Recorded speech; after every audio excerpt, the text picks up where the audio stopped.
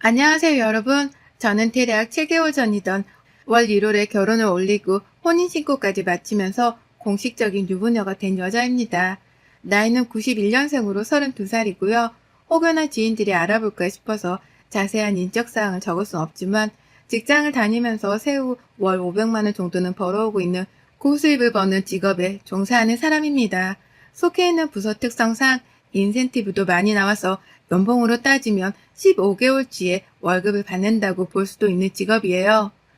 일에 굉장히 만족을 하는 편이고 결혼을 하면서도 절대로 직장을 그만둘 생각은 하지 않았습니다. 그만두고 재차 이런 회사에 취업을 할 수 있을 거란 자신도 없었고 비슷한 연봉을 받을 수 있을 거란 기대도 없었기 때문이에요. 그래서 결혼과는 별개로 제 일을 평생 가지고 살려고 했는데요. 이때 했던 저의 결정이 평생 제 삶을 거두어 줄 것이라고는 정말 상상도 못했답니다. 그때 저에게 100번, 1000번 칭찬을 하며 사는 요즘이에요. 혹여나 저 같은 분들이 계실 것 같아서 큰 용기내어 사연을 적어보냅니다. 든든한 힘이 되었다며 꼭 댓글로 응원의 말씀도 달아주세요. 저희 남편은 저랑 동갑내기입니다.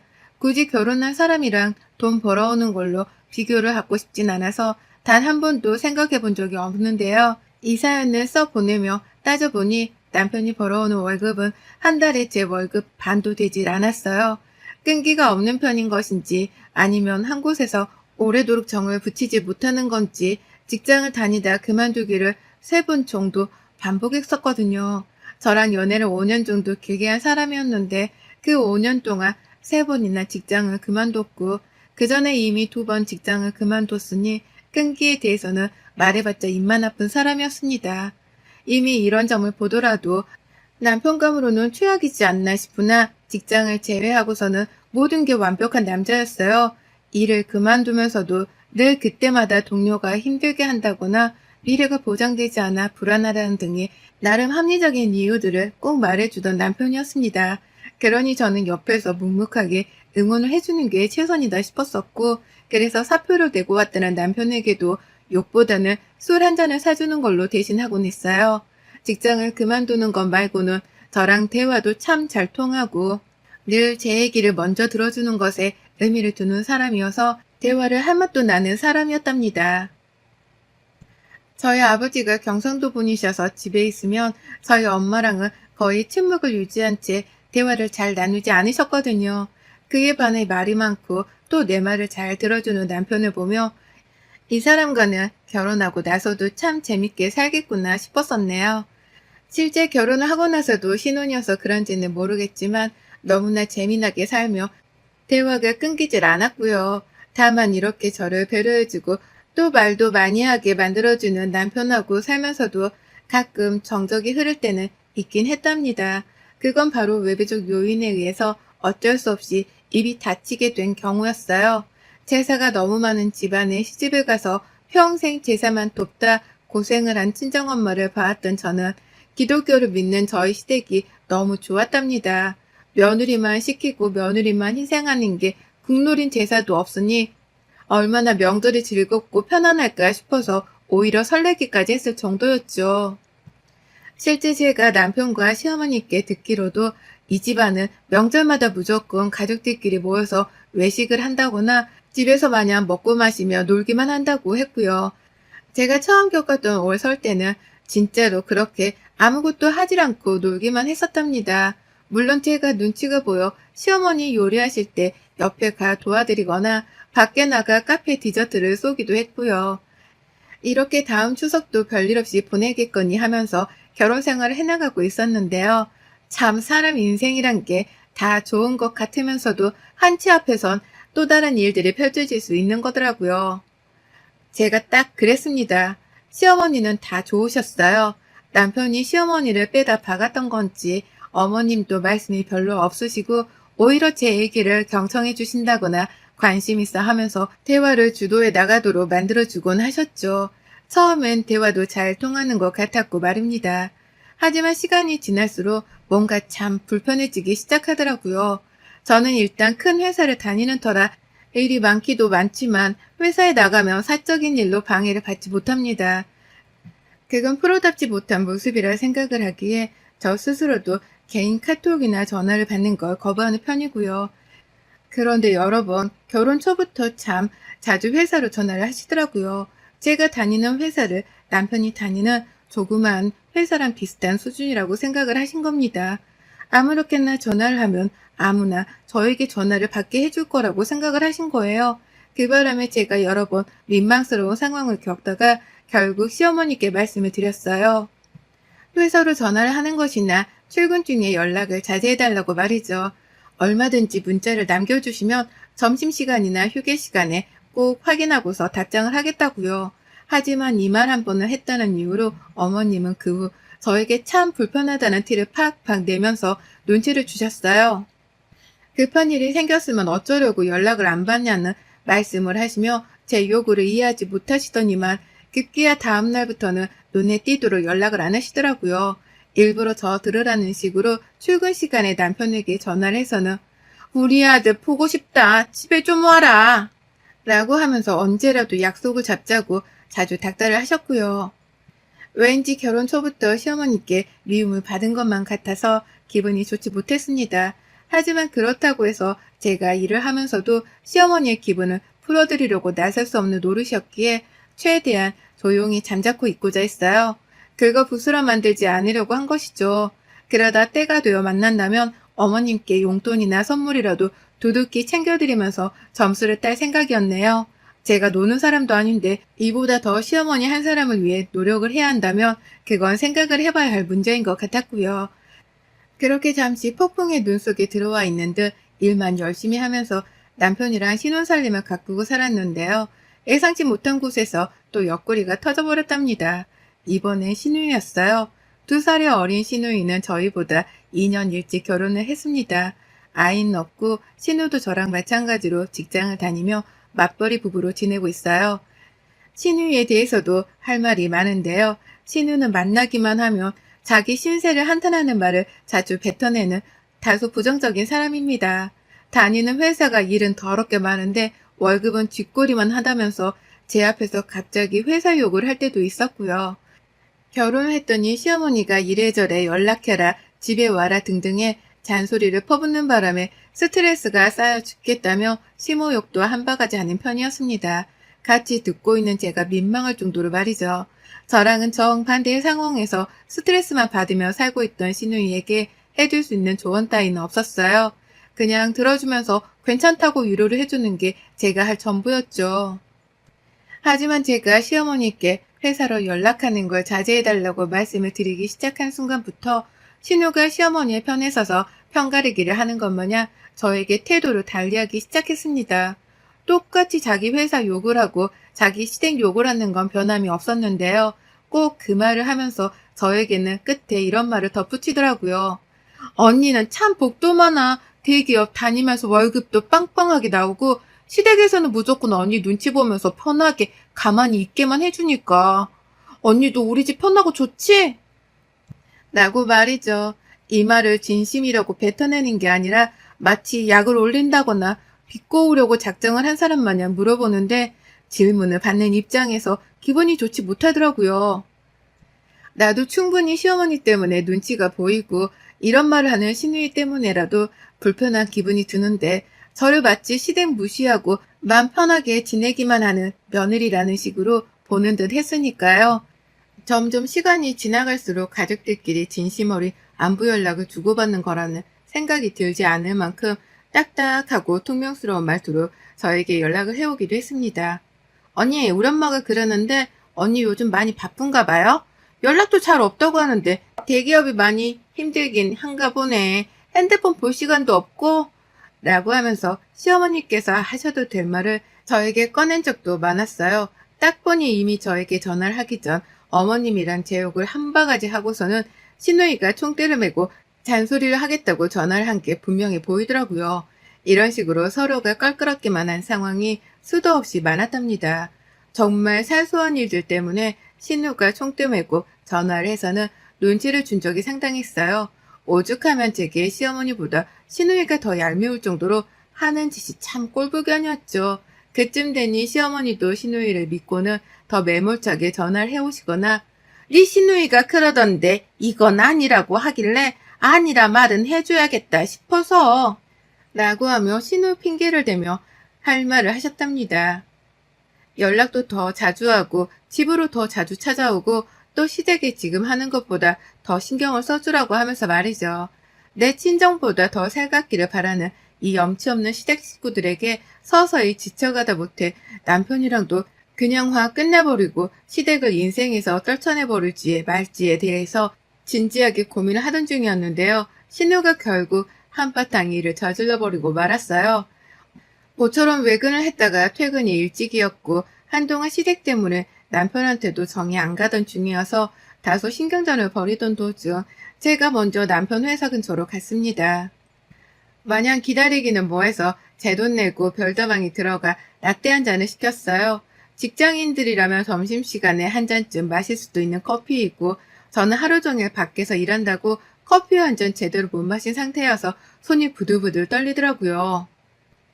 그래서 아이스라떼에 바닐라 시럽까지 추가해서 벌컥벌컥 들이마시고 있었습니다.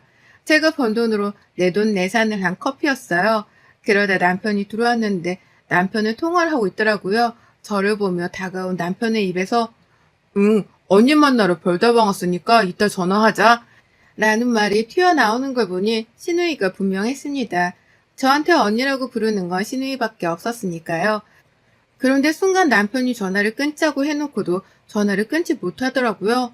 시누이가 뭐라 말을 하는 건지 전화를 붙잡으며 표정 관리를 못하더니만 아니 언니가 커피 마시면서 나 기다리고 있어서 온 거야 라며 상황에 대해 뭔가 이해를 시키려고 하더라고요. 그러더니 급기야 제 귀에 분명 또렷한 시누이의 말이 들려왔습니다. 돈이 남아 돈 되니? 라고 짜증을 부리는 말이었죠. 놀래 남편을 쳐다보니 남편은 제가 들었나 싶었던지 황급하게 전화를 끊어버렸고 신우가 술에 취했다는 말도 안 되는 변명으로 무마하려고 했어요. 누가 봐도 지금 직장인들이 이제 막 퇴근을 할 시간이었는데도 말이죠. 결국 저는 커피를 마시다가 말고 폭발을 하다시피 하며 남편에게 물었습니다. 지금 네 여동생이 커피 마시는 나한테 돈이 남아 돈다고 말한 거야? 라고 말이죠. 아무리 생각을 해도 돈 500을 더 버는 제가 별다방에 들어와 커피 한 잔을 마시는 걸 가지고 돈이 남아 도냐는 욕을 먹어야 할 상황이 아니었기에 이해가 안 된다는 표정으로 남편을 캤습니다. 정말 나한테 한 말이냐고 하면서 말이죠. 그러자 남편은 가만히 어쩔 줄 모르며 불안해하다가 얘가 돈 버는 거 힘들어하잖아. 그래서 그냥 우리가 여기 와 있는 게 질투가 나서 그런 걸 거야. 라며 실토를 하더라고요. 결국 신우가 저한테 욕을 한 거라는 걸 눈치채고 나니 정말 손이 부들부들 떨렸습니다. 가뜩이나 하루 종일 일하고 와 커피 한 잔도 못 마셨다며 손이 떨리는 와중이었는데 신우가 내 욕을 내 옆에서 했다고 생각하니 더 빡이 쳤어요. 그걸 또 신우가 돈을 못 벌어서 힘들어서 그런 거라며 편을 들어주는 남편에게도 섭섭함이 너무 크게 와닿았고요. 하지만 문제는 여기서 끝이 아니었어요. 남편이랑 저녁이라도 먹고 가려다가 너무 기분이 좋지 못해서 그냥 집에 가자며 함께 지하철을 탔습니다. 힘겹게 집에 거의 다 도착을 할 때쯤 시어머니한테서 연락이 왔어요. 바로 마지막으로 전화를 했던 때가 그 전주였는데 그때도 연락 문제로 저는 시어머니께 투정어린 잔소리만 들었었거든요. 근데 어머님이 중간에 미안했다는 작은 사과 한 번 없이 전화를 하셔서는 대뜸 저한테 물으시는 거예요. 너 별다방이냐? 라고 말이죠. 그 말을 듣자마자 떠오르지 말아야 할 신우의 얼굴이 제 뇌리를 스쳐 지나갔습니다. 떠올리기 싫은 그 얼굴이 목소리와 함께 겹쳐져서 말이죠. 신우이가 그 사이에 어머님께 전화를 해서는 방금 있었던 일에 대해서 고자질을 했나 보더라고요. 제가 별다방에 가서 돈이 남아 도는 짓을 했다고 고자질을 말이죠. 나쁜 짓을 한 것도 아니고 고작 카페 안에 들어가 커피 한 잔을 산 걸 가지고서 이게 욕까지 먹다 못해 시어머니의 전화까지 받아야 할 일인가요? 아무리 생각을 해도 이 상황이 너무 웃겨 이해가 가질 않았습니다. 그런데 아니나 다를까 어머님은 저에게 별다방에 있는지 아닌지부터 확인을 하시고는 이내 말을 이어가시더라고요. 네 시동생이 그러는데 네가 지금 하는 짓이 딱 퇴임장녀 같다고 하는 게 내가 영 불안해서 전화를 했다. 그게 옛말로 퇴임장녀지 뭐겠냐. 내 말에 기분 나쁜 건 아니지. 니들이 이제 나이도 있으니 얼른 해도 가져야 하고 그러면 돈 나갈 일이 천지일 텐데 네가 아무리 대기업을 다닌다고 해도 돈을 그렇게 쓰면 되겠냐? 네 남편이 더 적게 벌어오는 걸 뻔히 알면서도 너 혼자 커피를 처마시겠다고 거길 들어가서 네 남편은 오라 마라 해? 참 너도 생각 없이 산다 정말 라고 말입니다. 말을 듣고 있자니 제 감정도 욱해서 기분이 왔다 갔다 하는 게 제정신이 아니었어요. 내가 결혼했다는 이유만으로 이런 말도 안 되는 얘기들을 말도 안 되는 사람들한테서 듣고 있어야 한다는 것이 너무 억울하고 화가 났습니다. 왜 내가 커피 한 잔을 내 돈 주고 사 마시지도 못한 채 이런 소리를 들어야 하나 싶어 울컥하기도 했고요. 전화를 받다 말고 시어머니의 말씀에 멘붕이 왔는데 남편은 제가 전화를 받으며 어머님이라고 한 걸 들었으면서도 그걸 모른 척 먼저 앞서 걷더라고요.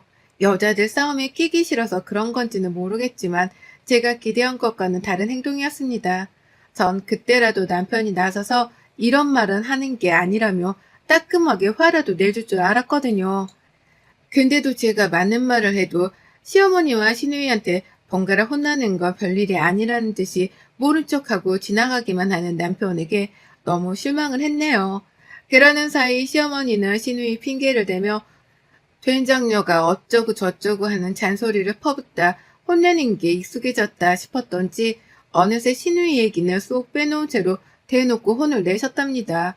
요즘 커피 물가가 어떤지 아냐면서 별다방이 아니라 백다방으로 가야 한다며 그 와중에 커피값을 아껴야 한다는 가르침까지 선보이셨네요. 본인이 굉장히 현명하게 잘 살고 있는 누군가의 아내니까 저는 그저 따르기만 하면 된다면서 말입니다. 시누이는 자기 시댁 욕을 하면서 본인이 시누이 짓을 하고 있는 걸 아는지 모르는지 여기저기 말을 옮기는 잘못을 저질렀고요. 시어머니는 그런 시누이의 말만 믿고 하지 말아야 할 주제넘는 혼까지 내면서 저의 기분을 상하게 한 잘못을 저질렀어요. 두 사람 모두 다 본인이 하는 행동에 대해서 그 어떠한 죄책감도 느끼지 못하는 게 피부로 느껴졌습니다. 그러니 이 시댁이랑은 더 얽혔다가 무슨 문제가 또 언제 어디서 생길지 모르겠다는 생각이 들었고요. 이런 생각이 점차 저를 불안하게 만들고 또 확신에 차게 하니 더는 남편이랑 같이 살 자신이 없었어요. 이런 생각까지는 고작 몇 분이 걸리질 않았습니다. 시어머니의 전화를 여전히 붙들은 채로 시어머니의 잔소리는 한 귀로 흘려들은 채 저는 앞서가고 있는 남편의 뒤통수를 보며 결국 결심을 했어요. 이제 막 결혼 7년 차이고 함께 겪고 넘어가야 할 문제가 산더미인 줄 알겠으나 이렇게 막장이 집구석에서 굳이 뭔가를 같이 참고 겪고 넘어가면서 살아야 할 이유는 없다고 생각했답니다. 그래서 전 너무 잃은 감이 없잖아 있으나 미련 하나 두지 않고서 이혼을 감행하기로 했네요. 저는 시댁이랑 엮이기 싫다고 생각을 하니 내 얘기를 잘 들어주고 대화가 잘 통하던 남편하고도 신뢰가 한순간에 깨져버린 겁니다. 앞으로도 이런 식으로 별다방만 갔다 하면 시누이한테서 된장녀란 뒷담화를 들을 것이 뻔하고 그러면 시어머니는 어느새 나의 뒷담화를 전해준다며 연락을 해와서 또 한 바가지 잔소리 하실 게 뻔한데요. 그걸 앞으로 평생 두 사람이 살아있는 동안 듣고 살아야 한다고 생각을 하니 더는 참을성도 바닥이 나버린 것이었죠. 결국 저는 앞서 걷는 남편의 엉덩이를 향해 들고 있던 핸드폰을 집어 던져버렸습니다. 시어머니는 여전히 잔소리를 퍼부으며 별다방에 간 건 된장년에 어쩌네 하는 말도 안 되는 소리를 늘어놓고 계시던 중이었는데요. 말을 다 듣기도 전에 일단은 제 핸드폰을 던져버리며 박살을 내버리려고 했어요. 놀란 남편은 그제서야 뒤를 돌아보다가 떨어진 핸드폰을 주워 들었는데 그걸 저에게 다시 가져다 주려고 하는 걸 본 순간 이건 아니다 싶어 핸드폰을 바닥에 도로 던졌습니다. 그리고는 한참을 저 혼자 화풀이를 한다면서 그 핸드폰을 제 발로 몇 번이고 부셔댔는지 몰라요. 지나가는 사람들이 다 쳐다보고 놀랐을 정도로 있는 힘껏 제 핸드폰을 박살냈어요. 그리고 전 그 길로 집에 들어가 짐을 싸 집 밖에 내던졌습니다. 제 집 말고 남편 집이요. 비록 신혼집이 전세이긴 하지만 대출도 제가 받고 지분도 제가 훨씬 더 많은 제 집과도 다름이 없었거든요. 내가 힘들게 번 돈으로 커피 한 잔 사 마시는 것마저 돈 아까워하는 집구석인데 그런 집구석의 아들놈을 제가 거둬 키우고 있을 이유는 없었습니다. 남편에게 살짝 미안한 마음이 들긴 했지만 방금 전까지 저에게 대한 분분명한 태도가 떠오르니 도로 화가 났고요. 결국 저는 짐을 싸서 집 밖에 냅다 던져대며 남편에게 말했어요. 넌 니네 엄마랑 여동생 때문에 이혼당하는 거야? 라고 말이죠.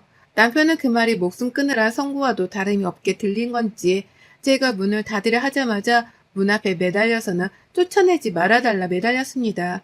자기는 싸움을 키우기 싫어서 일단 뒤로 빠져 있었던 것뿐이라는 말을 변명이라고 하더라고요.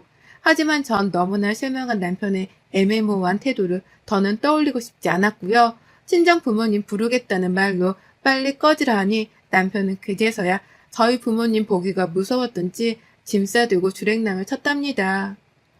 주랭랑 치는 모습마저도 저에게는 너무나 큰 실망을 안겨줬네요.